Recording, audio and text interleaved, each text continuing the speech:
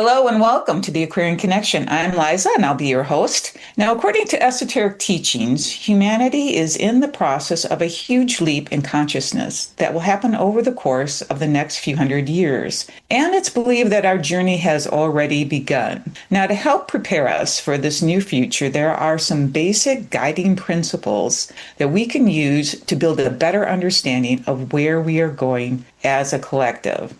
Now, this new era that we're in is very supportive of the concept of freedom, not of absolute freedom, but the freedom of choice and the responsibility that goes with it. Because this topic is just too big and too juicy for one person, I'm joined today by two longtime students of these teachings, Cass and Reese. Hi, guys. Thanks for joining me today. Hey, Liza, thanks for Hi, having us. Liza. Okay, so our purpose today is to define freedom of choice as a spiritual principle and then discuss how it can be used or reflected in our day-to-day lives. So, Cass, why don't you get us started and let us know your thoughts on this? Okay. Well, it is a big subject, but to try to pare it down, I guess the way that I look at it, the freedom of choice is really about each individual having the freedom to choose what is right for them as an individual. We may think that we have that, but in reality, do we really? How much are we really influenced by outside influences? How much are we really listening to our inner voice, our heart, to help guide us? It's important that we can do this because each of us, as a developing human soul, needs to have the opportunity to experiment in our physical lives, try different things, see what works, what doesn't, as we develop our own unique way of living in the physical world. Now, I guess I see this freedom of choice as a God-given right. It's embedded in the idea of God granting humans the gift of free will, as we call it. But we tend to think that God is going to come along and decide for us. I think, a lot of people do. Our religious institutions point us in that direction. God will either save us or smite us. But in the reality of it, we're doing it all to ourselves through our own free choice. And we need to come to a greater realization of that and a realization of the responsibility that we have in that. Yeah, I really like that because in this context, God grants the power and authority to the individual to start making those choices for themselves, and kind of understanding and grasping that power and claiming that is going to be really important here as we move forward. Well, I think that's an important point because I know when I go through the day, I'm really not thinking that I'm making choices. I'm just going through the day saying, well, I got to get this done. I got to pick up the kids. I got to walk the dog. It's all I gotta. And I don't really see myself as making choices. So does that put me kind of in the wrong headspace for using this God-given right? It's a good question. I'm not sure about the wrong headspace necessarily, but it's kind of the habit, the habitual pattern that we get into with daily life. Some of these things we do have to do. We have to breathe, we have to eat. We do have to do some of these things. So there are built-in limitations, but we also may want to try to recognize that we have made the choice to do this, having this life in the first place and engaging with it. We could also choose to not do so and take ourselves out, but we do choose to engage with life. Yeah, absolutely. And it's interesting. So the choices you make essentially will define your character and who you are. So even some of the more mundane choices, what time do I wake up in the morning? What am I going to eat? What type of food and sustenance am I going to put into my body? They're small little choices you make throughout the day, but over time they kind of compound and they really develop a person as an individual. And that's some of the power that the freedom of choice brings with it. So we're talking about making conscious choices in order to do what? Is this a power? We're talking about God and God-given rights and divine rights. Is this really a power that we're talking about in our day-to-day choices? Is this something we need to bring our awareness to? Yeah, I think the idea of a power is a very interesting one. We could certainly look at it that way. This is maybe part of what we're struggling with, the human race is struggling with, if you will, is what is our purpose in being here? And if we start to connect some of the dots here and look at this as an opportunity to develop our own unique way of living in the physical world. And the fact that we should be out here experimenting and trying different things, then it brings the freedom of choice into a different context. I really like that. And in terms of like choices, I kind of view choice making and purpose as like to become the best you can be, or to become the best me version of myself that I can see and actualize. And the way I get there is through my choices. And I do think that throughout the day, most of the time, people aren't really consciously making choices. Because if you do, like one useful step is after making a real conscious choice to, in the future, maybe at the end of the day, look back at the choices that you made and reflect on the outcomes so that if you are presented with a similar choice in the future, would you have done the same thing? Would you have done a different thing?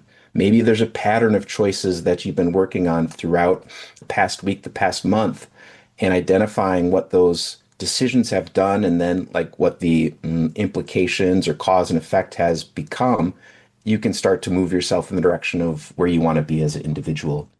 Oh, I love that, Reese, because what you're talking about is a person being able to move in an orderly process towards their goals, which is another one of the tenets, of course, and the role that choices make in that process. For sure.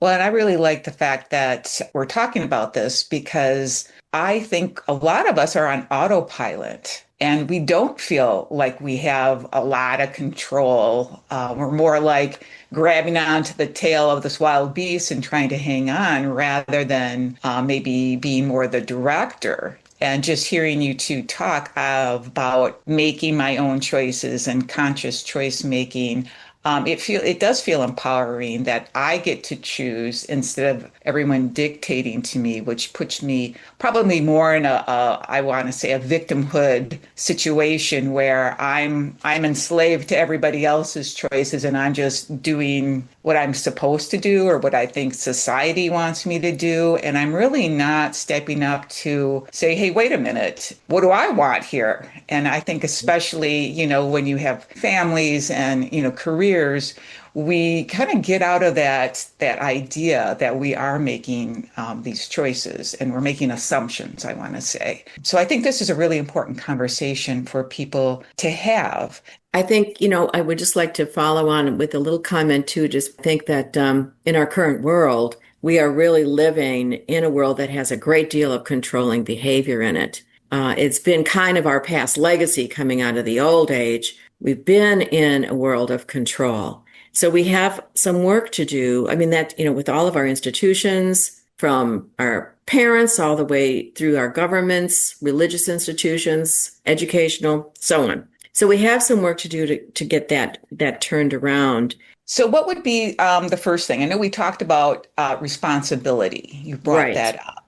So what does that really mean? I guess the way I kind of look at this, there are three essential considerations that probably are associated with implementing this on a broader scale. First of all, there's the concept of the responsibility that we carry for the choices that we make. That would be around us owning our choices instead of trying to point at something outside of ourselves to suggest that they made us do it or something like that. Ownership of our choices. The second thing would be the willingness to allow others to do the same thing, to make the choices that are right for them, and to carry the responsibility that they have for those choices. That's more of an attitude kind of a thing. And the third would be for us collectively to develop a framework of healthy, constructive boundaries, which enable us to live like this safely and harmoniously. Those are three really good points. Now, Reese, I want to ask you the first point about responsibility. Yeah. When I hear that word, I want to duck and cover. Yeah. And I kind of feel like a lot of people do too. We don't want to be responsible for unintended consequences, or we don't want to have more added to our plate. Sure. I've got enough going on. Why are you giving me more responsibility? Yeah. So how do we address this idea of taking responsibility or ownership for our choices? Is this just a fear in our heads, or is it a real fear? The subject of responsibility is kind of tough sometimes, depending upon the person and the individual. Lots of people throughout their days might defer or deflect responsibility onto others. But that said, like if we think about Aquarius, Aquarius is very much so a group energy, and there's lots of groups out there that have that you have a responsibility to. For example, your family. Your family, most definitely, you owe them things in terms of how you behave and act. Let's talk about just basics like putting food on the table. That's a responsibility. That's important. And how we can, while you're still being responsible to that unit, those set of expectations and how that guides your choice making, there are broader choice groups as well that can kind of come into play. So you've got a family unit. Those family units have different groups that they are a part of. Let's say youth sports, for example. The expectations of how you operate in youth sports could push additional responsibility onto you as an individual, and that will impact your choice making. There's no right or wrong answer here in terms of what additional items you feel you should be responsible for. But just for example, is it your responsibility to attend all of your kids' youth sporting events? I don't know. I kind of think that's a choice you're going to have to make. So we can actually take on too much responsibility when we don't need to. And this is something we need to consciously look at and say, hey, do I really have time for this? Is this healthy for me to not burn the candle at both ends instead of me just doing it because I want to be a good parent? Yes, there's a term, I forget where I got it, but the creative no. Why is the no creative? It's creative because you're setting a boundary, a constructive boundary, and you're saying, I'm not going to do this thing because I choose to, and then that frees my life up to do something else. And that choice making that I've done right there, that saying no, which might feel real bad to others that you're responsible for. And if you were to take that no and zoom out to a broader group and wow, that person said no to that. Like, we're all doing this. Why does that person get to say no? But that's how you can become more of yourself. Cause that choice over there, the saying yes to that, might not be who you really are. It's a real challenging and sensitive balance. Over time, the more we can kind of just be true to ourselves with the choice making, I think that'll be better. Okay, so as you guys are talking, I'm thinking about responsibility and how very connected it is to the freedom of choice. And earlier, we were talking about freedom of choice being a power. And I'm also thinking responsibility is also a power. When you step into your power, you're taking responsibility and ownership. And that gives you really the control in your life and the power in your life, as opposed to if you're giving up your power and you're giving up your responsibility, you might get into more of the victim grievance kind of a way of looking at things. Sure. So it can be very, very freeing, that responsibility. We give it kind of a bad rap because I think in our current culture, when we talk about someone is responsible for this or responsible for that, it's more of a blaming, finger pointing, blaming kind of a thing. We attach more of a punitive sort of an idea to it, a negative idea to it. And that really it doesn't need to be that way. So maybe it's redefining what responsibility truly is as well. I think that's a really good point because when I even talk about responsibility, it feels heavy and I'm like, oh no, not more of that. And it does not feel empowering. But when I say, no, I don't want to do that because I want to have more free time here, that feels very freeing and that feels very powerful. So I believe, this probably has to do with what our intentions are. I'm not saying no to be mean to you. I'm saying no to be healthy to me. Yes. And that is a lot of work that I could have to potentially do within my own mind of how I'm framing, my responsibilities or my choices. I can reframe them to be more considerate of myself, which, a lot of us tend not to do. Yeah. Definitely. And it's interesting you say how you reframe like the choices in your mind. Sometimes like some of the potential conflict we have when working with choices is how you frame it in your mind is different than how another frames the choices in their mind. And so you've got these two choice prioritizations where I prioritize my choices one way and you prioritize it another.